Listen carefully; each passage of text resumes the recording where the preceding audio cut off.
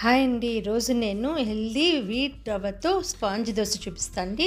దానికి ఒక గ్లాసు గోధుమ రవ్వ తీసుకుని, హాఫ్ గ్లాస్ అటుకులు తీసుకుని, ముడి అటుకులు తీసుకుని కాసేపు నానపెట్టుకోవాలండి.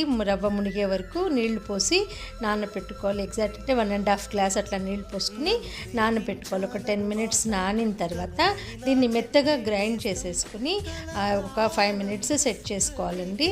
తర్వాత దీంట్లో కొంచెము జీలకర్ర, తర్వాత ఒక half spoon baking soda, 1 spoon రుచికి సరిపడా ఉప్పు వేసుకుని ఇలా దోశల పిండి బ్యాటర్ లాగా చేసి రెడీ చేసి పెట్టుకోండి. దీనిలో స్టవ్ పెట్టి ప్యాన్ పెట్టుకుని నేను ఐరన్ ముక్కు పెట్టుకున్నాను. దాంట్లో కాస్త ఆయిల్ గ్రీస్ చేసుకుని దాంట్లో ఒక 2 గరిటెలు పిండి వేసి ఊరికి అలా స్ప్రెడ్ చేసేసి కొంచెం ఆయిల్ వేసి మూత పెట్టుకుని ఆవిరికి వేగిన తర్వాత ఫ్లిప్ చేసుకుంటే మెత్తటి